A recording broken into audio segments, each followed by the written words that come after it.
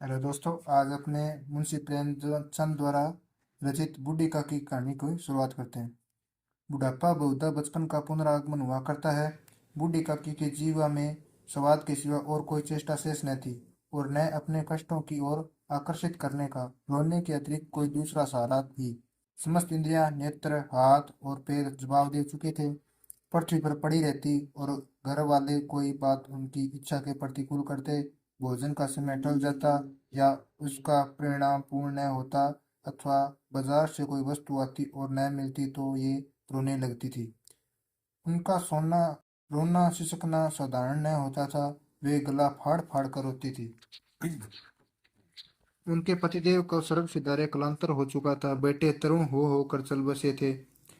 अब एक भतीजे के सिवा कोई और न था। उसी भतीजे के नाम पर उन्होंने अपनी सारी संपत्ति लिख दी थी। भतीजे ने सारी संपत्ति लिखवाते समय खूब लंबे चौड़े वादे किए, किंतु वे सब वादे केवल कुल्ली डिपो के दलाले के दिखाए हुए सब्जबाग थे। यद्यपि उस संपत्ति की वार्षिक आय 150-200 रुपये से कम न थी, तथापि बूढ़ी काकी को पेट भर भोजन भी कठिनाई से मिलता था। इसमें उनके भतीजे पंडित बुद्धिराम का अपराध था अथवा उनकी अर्धांगिनी श्रीमती रूपा का। इसका निर्णय करना सहज नहीं। बुद्धिराम स्वभाव के सज्जन थे, किंतु उसी समय तक जब कि उनके कोष पर कोई आंच न आए। रूपा स्वभाव से तीव्र थी सही, पर ईश्वर से डरती थी। अतएव बूढ़ी काकी को उसकी तीव्रता उतनी न खलती थी जितनी बुद्धिराम की भलमानसाहत। बुद्धिराम को कभी कभी अपने अत्याचार का खेद होता था। विचारते कि इसी संपत्ति के कारण मैं इस समय भला मानुष बना बैठा हूँ। यदि मौखिक आश्वासन और सुखी सहानुभूति से स्थिति में सुधार हो सकता तो उन्हें कदाचित कोई आपत्ति न होती, परंतु विशेष व्यय का व्यय उनकी सुचेष्टा को दबाए रखता था। यहाँ तक कि यदि द्वार पर कोई भला आदमी बैठा होता और बूढ़ी काकी उस समय अपना राग अलापने लगती तो वह आग हो जाते और घर में आकर उन्हें जोर से डांटते। लड़कों को बूढ़ों से स्वाभाविक विद्वेष होता ही है, और फिर जब माता पिता का यह रंग देखते तो वे बूढ़ी काकी को और सताया करते। कोई चुटकी काट कर भागता, कोई उन पर पानी की कुल्ली कर देता। काकी चीख मार कर रोती, परंतु यह बात प्रसिद्ध थी कि वह केवल खाने के लिए रोती है। अतएव उनके संताप और आर्तनाद पर कोई ध्यान नहीं देता था। हाँ, काकी क्रोधातुर होकर बच्चों को गालियां देने लगती तो रूपा घटनास्थल पर पहुंच जाती। इस भय से काकी अपनी जीवा कृपाण पर कदाचित ही प्रयोग करती थी। यद्यपि उपद्रव शांति का यह उपाय रोनने से कहीं अधिक उपयुक्त था। संपूर्ण परिवार में यदि काकी से किसी को अनुराग था तो वह बुद्धिराम की छोटी लड़की लाडली थी। लाडली अपने दोनों भाइयों के व्यय से अपने हिस्से की मिठाई चबेना बूढ़ी काकी के पास बैठकर खाया करती थी। यही उसका रक्षागार था। और यद्यपि काकी की शरण उनकी लोलुपता के कारण बहुत महंगी पड़ती थी, तथापि भाइयों के अन्याय से कहीं सुलभ थी। इसी स्वार्थानुकूलता ने उन दोनों में सहानुभूति का आरोपण कर दिया था। रात का समय था। बुद्धिराम के द्वार पर शहनाई बज रही थी और गांव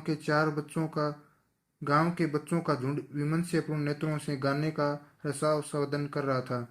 चारपाइयों पर मेहमान विश्राम करते हुए नाइयों से मुक्कियां लगवा रहे थे। समीप ही खड़ा हुआ बाट विरुद्धावली सुना रहा था और कुछ भावज्ञ मेहमानों की वाह वाह पर ऐसे खुश हो रहे थे मानो इस वाह वाह का यथार्थ में वही अधिकारी है। एक अंग्रेजी पढ़े हुए नवयुवक इन व्यवहारों से उदासीन थे। वे इस गवार मंडली में बोलना अथवा सम्मिलित होना अपनी प्रतिष्ठा के प्रतिकूल समझते थे।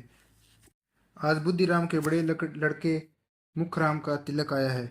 यह उसी का उत्सव है। घर में के भीतर स्त्रियां गा रही है और रूपा मेहमानों के लिए भोजन के प्रबंध में व्यस्त थी। भट्टियों पर कड़ाह चढ़ रहे थे। एक में पूड़ियाँ कचौड़ियाँ निकल रही थी, दूसरे में अन्य पकवान बनते थे। एक बड़े हंडे में मसालेदार तरकारी पक रही थी। घी और मसाले की क्षुधावर्धक सुगंधी चारों ओर फैली हुई थी। बुड्ढी काकी अपनी कोठरी में शौक में विचार की भांति बैठी हुई थी। यह स्वाद मिश्रित सुगंध उन्हें बेचैन कर रही थी। वे मन ही मन कर रही थी वे मन ही मन विचार कर रही थी, संभवतः मुझे पूड़ियाँ न मिलेगी। इतनी देर हो गई, कोई भोजन लेकर नहीं आया। मालूम होता है सब लोग भोजन कर चुके हैं। मेरे लिए कुछ न बचा। यह सोचकर उन्हें रोना आया, परंतु असकुन के भय से वह रो न सकी। वाह कैसी सुगंधी है। अब मुझे कौन पूछता है, जब रोटियां ही के लाले पड़े हैं तब ऐसे भाग्य कहाँ की भरपेट पूड़ियां मिले। यह विचार कर उन्हें रोना आया, कलेजे में हुक सी उठने लगी, परंतु रूपा के भय से उन्होंने फिर मौन धारण कर लिया। बूढ़ी काफी देर तक इन्हीं दुखदायक विचारों में डूबी रही। घी और मसालों की सुगंध रह रहकर मन को आपे से बाहर किए देती थी। मुंह में पानी भर भर आता था। पूड़ियों का स्वाद स्मरण करके हृदय में गुदगुदी होने लगती। किसे पुकारूं, आज लाडली बेटी भी नहीं आई। दोनों छोकरे सदा दिख किया करते हैं, आज उनका भी कहीं पता नहीं। कुछ मालूम होता कि क्या बन रहा है। बूढ़ी काकी की कल्पना में पूड़ियों की तस्वीर नाचने लगी। खूब लाल लाल फूली फूली नरम नरम होगी। रूपा ने भली भांति भोजन किया होगा। कचौड़ियों में अजवाइन और इलायची की महक आ रही होगी। एक पूड़ी मिलती तो जरा हाथ में लेकर देखती। क्यों न चलकर कढ़ाई के सामने ही बैठूं। पूड़ियां छन छन कर तैयार होगी। कढ़ाई से गरम गरम निकाल कर थाल में रखी जाती होगी। फूल हम घर में भी सूंघ सकते हैं, परंतु वाटिका में कुछ और बात होती है। इस प्रकार निर्णय करके बूढ़ी काकी उकड़ू बैठकर हाथों के बल सरकती हुई बड़ी कठिनाई से चौखट से उतरी और धीरे धीरे रेंगती हुई कड़ाह के पास आ बैठी। यहाँ आने पर उन्हें उतना ही धैर्य हुआ जितना भूखे कुत्ते को खाने वाले के सम्मुख बैठने में होता है। रूपा उस समय कार्य के से उद्विग्न हो रही थी। कभी उस कोठे में जाती, कभी उस कोठे में, कभी कढ़ाई के पास जाती, कभी भंडार में जाती। किसी ने बाहर से आकर कहा, महाराज ठंडाई मांग रहे हैं। ठंडाई देने लगी। इतने में फिर किसी ने आकर कहा, बाट आया है, उसे कुछ दे दो। बाट के लिए सीधा निकाल रही थी कि तीसरे आदमी ने आकर पूछा, अभी भोजन तैयार होने में कितना विलंब है, जरा ढोल मंजीरा उतार दो। बेचारी अकेली स्त्री दौड़ते दौड़ते व्याकुल हो रही थी, झुंझलाती थी, कूदती थी, परंतु क्रोध प्रकट करने का अवसर न पाती। भय होता कहीं पड़ोसी ने यह न कहने लगे कि इतने में उबल रही पड़ी। प्यास से स्वयं कंठ सूख रहा था। गर्मी के मारे फूंकी जाती थी, परंतु इतना अवकाश भी नहीं था कि जरा पानी पी ले अथवा पंखा लेकर जले। यह भी खटका कि जरा आंख हटी और चीजों की लूट मची। इस अवस्था में उसने बूढ़ी काकी को कढ़ाई के पास बैठे देखा तो जल गई।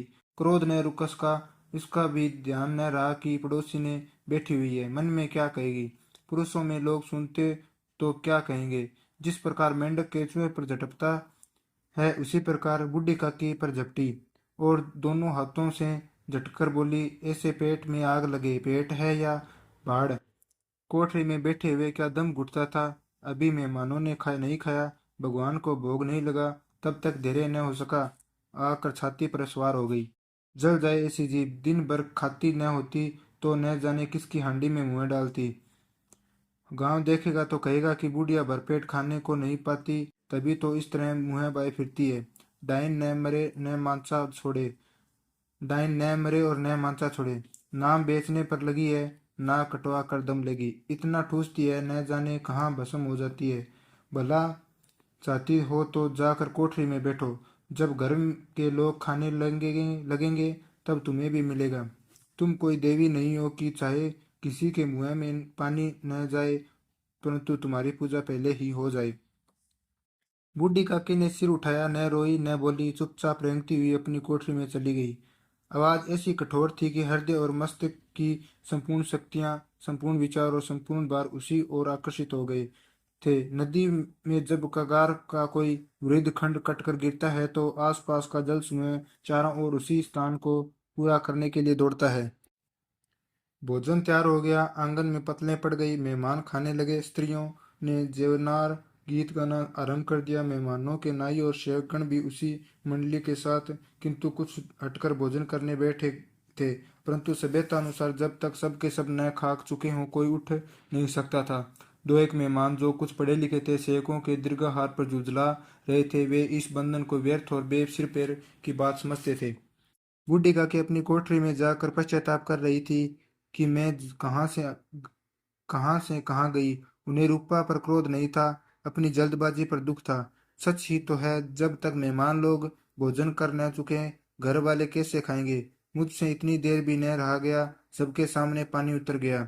जब तक कोई बुलाने न आएगा न जाऊंगी। मन ही मन इसी प्रकार का विचार कर बुलाने की प्रतीक्षा करने लगी, परंतु घी की रुचिकर सुबास बड़ी धैर्य परीक्षक को प्रतीत हो रही थी। उन्हें एक एक पल एक एक युग के समान मालूम होता था। जब पतलें बिछ गई होगी अब पतलें बिछ गई होगी, अब मेहमान आ गए होंगे, लोग हाथ पैर धो रहे हैं, नाई पानी दे रहा है, मालूम होता है लोग खाने बैठ गए, जेवनार गया जा रहा है। यह विचार कर वह मन को बहलाने के लिए पे लेट गई। धीरे धीरे एक गीत गुनगुनाने लगी। उन्हें मालूम हुआ कि मुझे गाते देर हो गई है।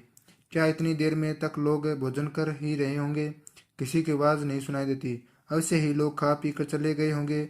मुझे कोई बुलाने नहीं आया। रूपा चिढ़ गई है, क्या जाने न आए। सोचती हो कि आप ही आवेगी, वह कोई मेहमान तो नहीं है जो उन्हें बुलाऊं।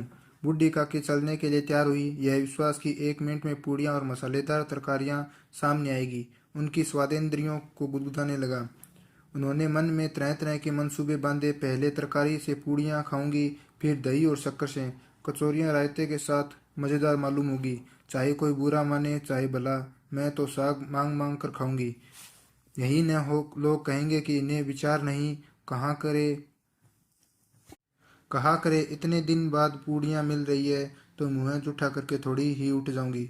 वह उकड़ू बैठकर दोनों हाथों के बल सरकती हुई आंगन में आई। परंतु हाय दुर्भाग्य, अभिलाषा ने अपने पुराने स्वभाव के अनुसार समय की मिथ्या कल्पना की थी।